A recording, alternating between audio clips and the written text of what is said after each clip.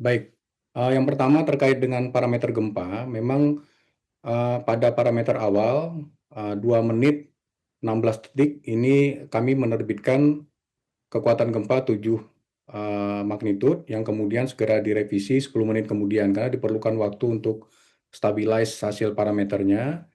Magnitudo 7,7, kedalaman adalah 15 kilometer, ini lebih dangkal dari gempa di tahun 1992 di, lokasi yang sama. Kemudian juga, gempa ini berpotensi tsunami.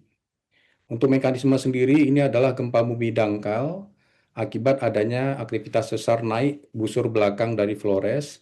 Ini mekanismenya hampir sama seperti, gempa pada bulan April tahun 2018, yaitu gempa Lombok ya, akibat adanya mekanisme pergerakan naik di, busur belakang dari daerah NTB dan NTT. Kemudian, ketika parameter awal kita dapatkan, segera kita lakukan skenario untuk simulasi, tsunami-nya, dan kita melihat bahwa tsunami-nya juga sampai ke Sulawesi Selatan dan Sulawesi Tenggara, tapi memang yang, terutama adalah yang zona siaga ini atau daerah-daerah yang siaga dengan ketinggian setengah sampai 3 meter, utamanya ada di sekitar, NTT. Kemudian, ini adalah Manggarai bagian utara, Ngada bagian utara, Manggarai Barat, Selayar, dan seterusnya. Ini adalah daerah-daerah yang siaga dan juga waspada.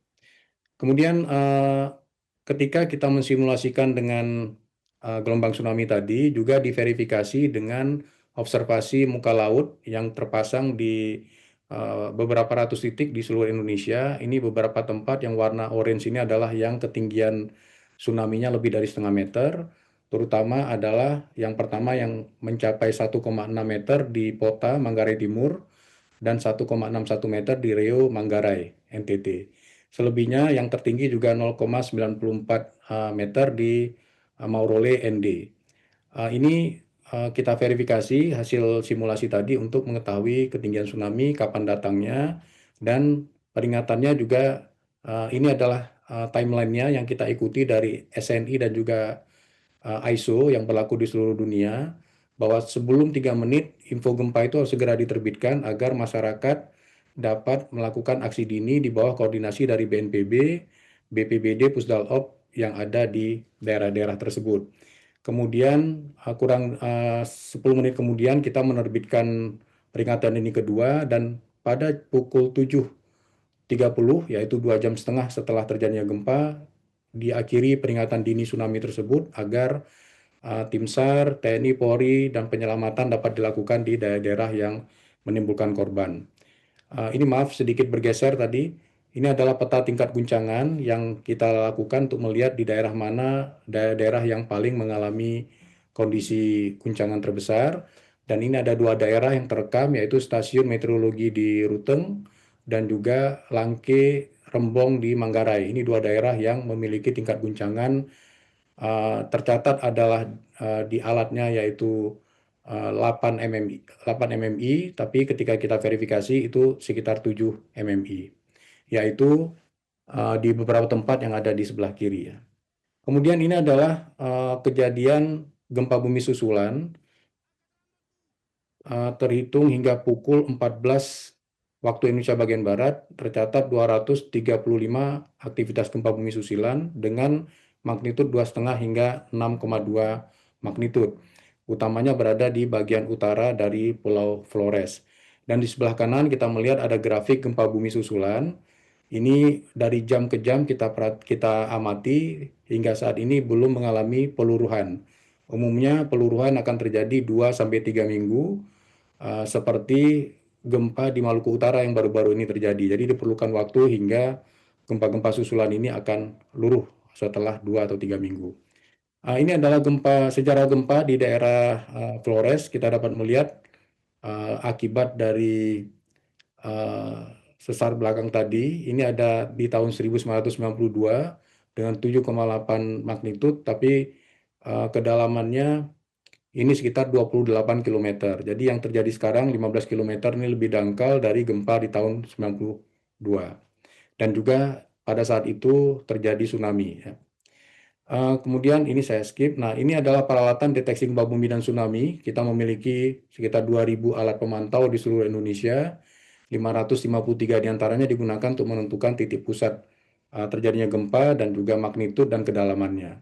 Kemudian untuk level monitoring air laut untuk memverifikasi simulasi tsunami tadi, kita memiliki total di Indonesia ada 421. Ini adalah gabungan dari sensor yang dimiliki oleh BMKG dan BIG. Ini terintegrasi melalui uh, monitoring yang dilakukan di Multi Hazard Early Warning Center yang ada di Kemayoran. Selanjutnya, ini ada dua sistem yang bekerja, yaitu di Jakarta dan di Bali yang saling membackup.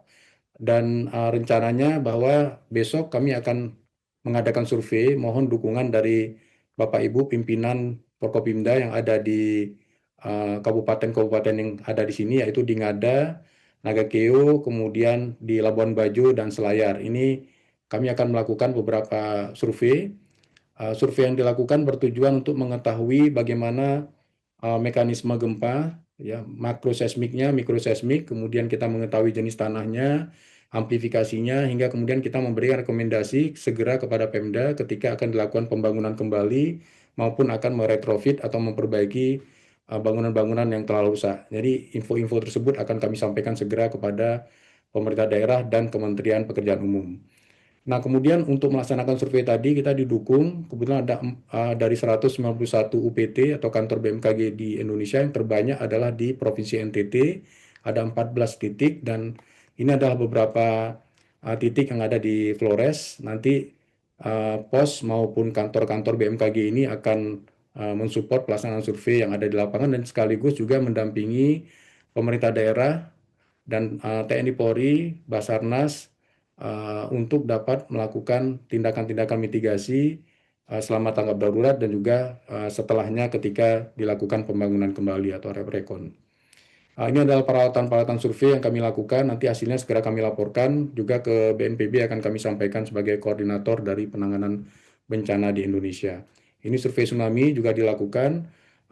Untuk himbauan tadi kita mengikuti arahan dari BNPB dan tadi Kemenko PMK juga sudah menyampaikan agar kita tetap tenang, tidak terpengaruh atas isu yang tidak dapat dipertanggungjawabkan. Kemudian perlu dihindari bangunan yang retak atau rusak akibat gempa bumi. Nanti tim survei kami juga akan menegaskan kembali bangunan-bangunan yang tidak dapat digunakan dalam waktu dekat sebelum dilakukan perbaikan. Juga untuk gempa bumi susulan, kita ketahui bangunan-bangunan rusak sudah mengalami guncangan dengan 7,7 magnitud. Kita khawatirkan dengan gempa yang lebih rendah magnitudnya ini dapat mengalami kerusakan yang lebih parah. Jadi ini juga akan kami dampingi selama proses tanggap darurat dan selanjutnya bergerak ke tahap berikutnya, yaitu reaprekon setelah tanggap darurat ini berakhir. Jelajahi cara baru mendapatkan informasi. Download Metro TV Extend sekarang.